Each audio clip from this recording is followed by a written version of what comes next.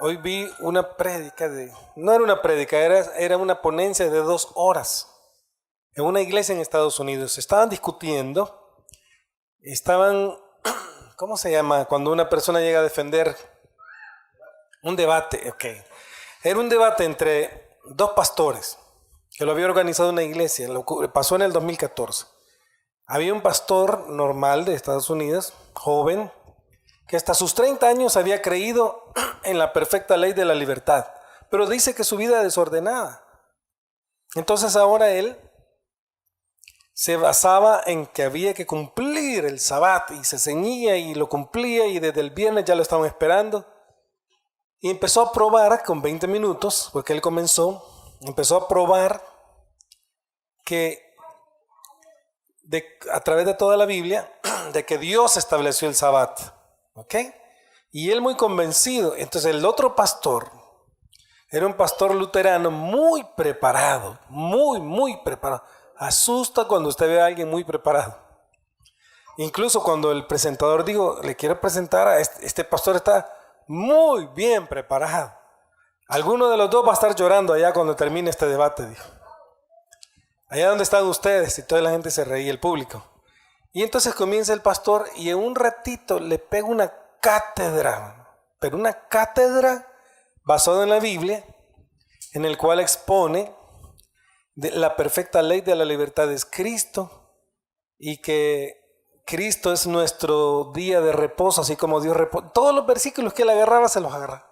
Y que lo que la ley decía de sujetarse a la ley eran sombras nada más de lo que Cristo era la verdad, y pusieron ilustraciones y él dijo, bueno, lo que él está diciendo es como que si tú, una esposa viene de su esposo y en eso que lo va a esperar y ella sale corriendo, abraza la sombra, porque no abraza al esposo, decía. Entonces la gente se reía. Entonces decía él, no tenemos que cumplir la Torá. La Torá dice que está abolida completamente. Está abolido porque viniendo un nuevo sacerdote cambió las leyes y el tipo muy claro, no andaba con dudas de nada, súper bien preparado. Entonces le dan los otros 10 minutos al otro pastor para que se defendiera y comienza a defenderse con los padres de la iglesia y entonces viene el otro pastor luterano y comienza a defender que desde el siglo I ya no usaban el sábado para las reuniones, sino que usaban el domingo, y empieza a probar que con la Biblia y con las iglesias, con escritos de personas, y entonces le dan el tiempo al otro pastor y dice, pero es que no, y que lo que ellos eran antisemitas, pero estás hablando del siglo IV, le dice el otro pastor. Bueno, y aclara, ya les he presentado que Cristo es el fin de la ley, y que la ley está abolida, mandada en preceptos y mandamientos por una ley mejor que es Cristo. Y si tenemos a Cristo, entonces tú vas a ir a adulterar, entonces tú vas a ir a matar. No, claro que no, le decía. Entonces tú vas a ir, cuando hagan el templo de Salomón, tú vas a ir una vez al año, vas a estar obligado a ir una vez al año y a 3 veces a hacer no sé qué. Bueno, yo quiero ser perfecto para mi Señor, y si es necesario, sí. Entonces, y le dice, hay una ley supra, hay algo mejor. ¿Qué es lo mejor que puedes hacer para Dios? Ser perfecto, le dijo. O sea, le pregunta el pastor luterano, ¿qué es lo mejor que puedes ser tú para Dios? Ser perfecto. Y ser perfecto implica cumplir. Entonces, podemos ver que el otro pastor estaba bien ceñido a cumplir. Y a un momento que le empieza a costar, tiene problemas un poco el pastor luterano. Pero se lo pone tan claro que lo que le está diciendo es, esto es mejor, esto es libertad. Y cuando tú ya tienes a Cristo, ya tienes los 10 mandamientos cumplidos. Ya cumpliste la ley, ya lo tienes a Él y ya tienes tu día de reposo. No necesitas andar cumpliendo todo. Y entonces el otro pastor le dice, pero me estás quitando todo lo que yo tenía. Yo el viernes, miren las fotos, oro por mis hijas, oro por mi esposa, les explico la Torá, les explico. Y comemos, y entonces era algo ya bien subjetivo, o sea, de los sentimientos, y bien, muy interesante. Pero al final el pastor que no creía en que el domingo es el día del Señor, amenaza a las personas, es que si no, pero que ustedes decidan, ¿verdad? Y Dios los va a juzgar y Dios... Y el otro pastor estaba con una gran tranquilidad y con una gran libertad. 2 horas. Muy interesante. Trataron de probar que ya no necesitamos el sábado, congregarnos el sábado, sino el domingo. Y entonces el pastor, que no era luterano, dijo que lo había cambiado el hombre y que el hombre lo cambió desde tal tiempo, etcétera, etcétera. Y entonces dice el pastor luterano, bueno, para todos los que andan creyendo en las teorías de la ¿cómo se llama? Teorías de conspiración. Sí, tiene que creer así, porque él está diciendo de que desde Constantino y que la gran teoría, ¿verdad? Pero no, miren, desde el siglo I ya estaba así. El punto es que para mí ganó el pastor luterano, muy, muy bien preparado. Entonces yo les invito a ustedes a que se preparen mejor y que usen argumentos. Tienen que delicioso ver la discusión de 2 personas profesionales. Al final ya estaba exaltadito el otro pastor porque sentía que estaba perdiendo. No me quites lo que ahora tengo. Eso era prácticamente su argumento. Y el otro pastor estaba claro. Aquí está abolido. Teniendo Cristo se tiene todo. Teniendo Cristo tengo mi día de reposo. Cumplo la ley porque Él la cumplió por mí. Y ponía versículos muy bien, todo perfecto. Pero nadie dio el punto de vista reformado. Fíjense. ¿Cuál sería el punto de vista reformado? Y aquí es donde nosotros cumplimos una función. Se cambió el día de la reunión porque son antisemitas, Juan Crisóstomo y todo ese montón de gente. Y ahí puso textos donde decía Juan Crisóstomo que era una sinagoga de Satanás, que odiaba la hipocresía de los judíos y cosas así. Entonces yo lo que entiendo es que él estaba diciendo, odio el pecado de esa gente hipócrita, no estaba odiando en general a Israel. Pero el otro estaba diciendo es que como son antisemitas le dieron vuelta. Y viene el pastor luterano y explica que ya lo habían entendido desde el siglo I. Que el domingo era el día del Señor, no el sábado, que el Señor resucitó el domingo y que ya la iglesia lo entendió y lo estableció así, y Pablo lo estableció así, punto. Pero no lo han cambiado, vino fulano de tal y lo cambió y el hombre pecó y Dios le va a pedir cuenta al hombre, ok. ¿Cuál sería el punto de vista reformado? ¿Cómo intervendría alguien para probar las cosas de Dios o no probarlas? ¿Cuál es la primera regla para interpretar? Pero ¿cuál es la primera regla para interpretar los hechos acaecidos? Pero para interpretar lo que ya pasó, ¿cuál es la primera regla? Los decretos de Dios. Nadie habló de los decretos de Dios. Mire, la realidad es producto de los decretos de Dios. Vino un sacerdote, cambió las reglas y por una mejor ley, y este sacerdote, que es soberano, que es Jesucristo, decretó que lo cambiaran. Y ahí está la realidad. ¿Y cuál es el problema? Nos reunimos el domingo y tenemos a Cristo, tenemos a todo. Esa es una ley para interpretar la realidad que vemos. Buena y mala son productos de los decretos de Dios. Lo que ocurrió, si creemos en la soberanía de Dios, si creemos que Dios está controlando todo, si creemos que Dios de verdad está controlando todo, y si pasó ese cambio es que Dios lo hizo. ¿Se dan cuenta? Y si Dios lo hizo, está bien. Estoy claro. Este es el punto reformado. Defensa de lo que Dios hace.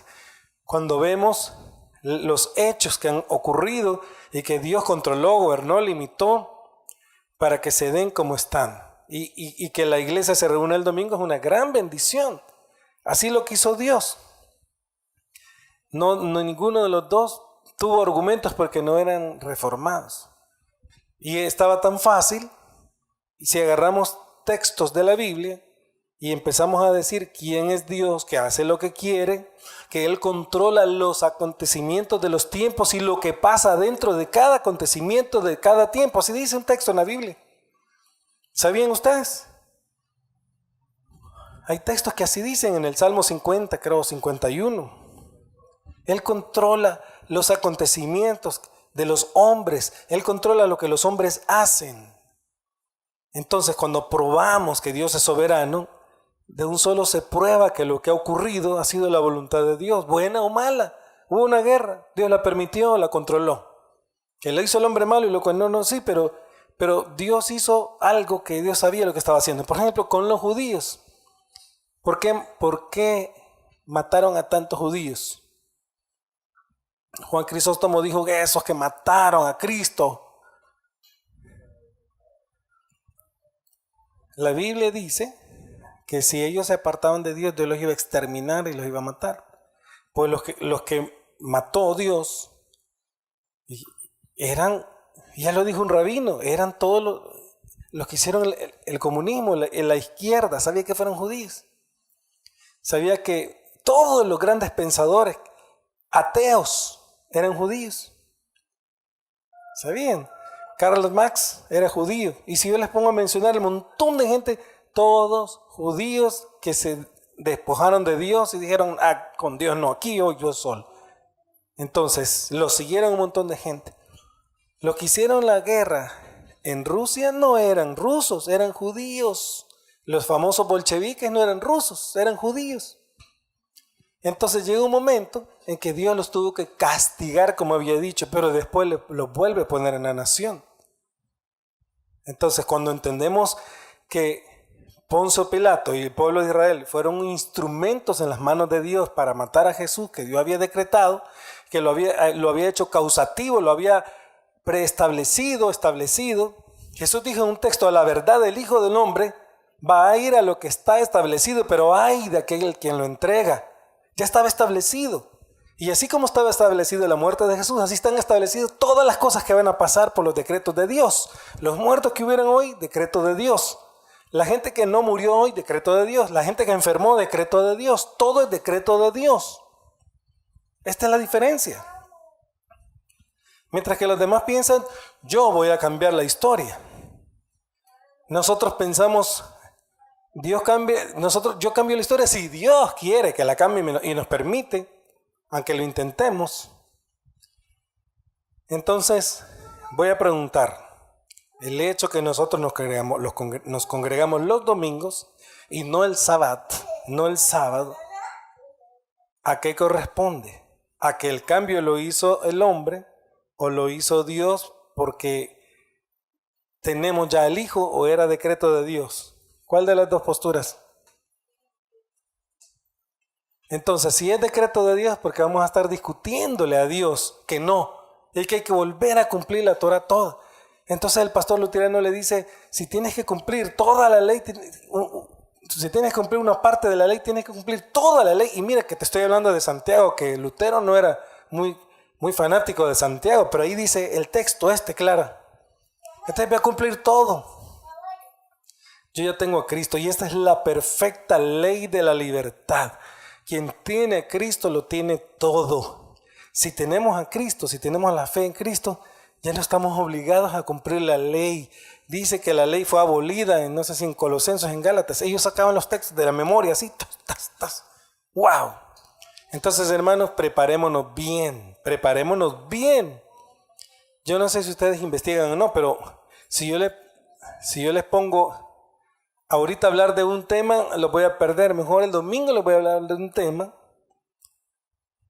que mejor, no sé si decírselos, pero tiene que ver con la prueba. Pero tiene que ver que para Dios las cosas que no son, son como que son. ¿Ok? Entonces las cosas que son para Dios subjetivas, que nosotros tienen que ser objetivas, una realidad concreta. Para Dios, antes de que existan las cosas, en la mente de Dios ya existían. Fíjese bien. Quiero hablar de esto, quiero hablar de la prueba. Quiero hablar de que Dios, por eso nos amó antes de la fundación del mundo. Y nos entregó la gracia. Eso es algo subjetivo. No había ocurrido, no había sido algo concreto, algo objetivo, pero Él ya lo había hecho. Y dice la Biblia que antes Fíjese bien. Antes de la fundación del mundo ya nos había santificado, ya nos vio en el cielo antes de que naciéramos. Antes de haber fundado el mundo ya nos vio en el cielo. ¿Solo quién puede hacer eso? En el año 2004 van a ser Johann Sebastian, el 20 de diciembre. Y no ha empezado la tierra todavía, pero en aquel año van a ser Johann Sebastian. Y en tal año va a estar en el cielo ya. Eso. Y lo objetivo, lo concreto, ya está allá más adelante. Entonces las pruebas que estamos pasando, las pasémoslas con dignidad, porque ya van a pasar. ¿Verdad? Entonces, hermanos, preparémonos bien. Los que predicamos, todos, preparémonos bien. Hagamos buenas ilustraciones. No estoy diciendo que han sido malas las que ustedes hacen, pero busquemos mejorar. Hagamos todo bien bonito, hagamos un esquema bonito. Agarremos todo fácil, agarremos los textos y tratamos de explicarlo fácil. Yo me fijé de esos dos gringos. Los dos agarraron unas ilustraciones bien bonitas. Lo único que el de la sombra era perfecto. La otra ni me acuerdo. No era importante. Era para él. Pero el del pastor luterano, entonces, estás diciendo tú como que viene la esposa que tiene tiempo no era el esposo. Se baja del avión, llega y ve a ver a la sombra y la va a abrazar a la sombra. Quiero la sombra. Yo si fuera el esposo, abrazo al esposo, dice él.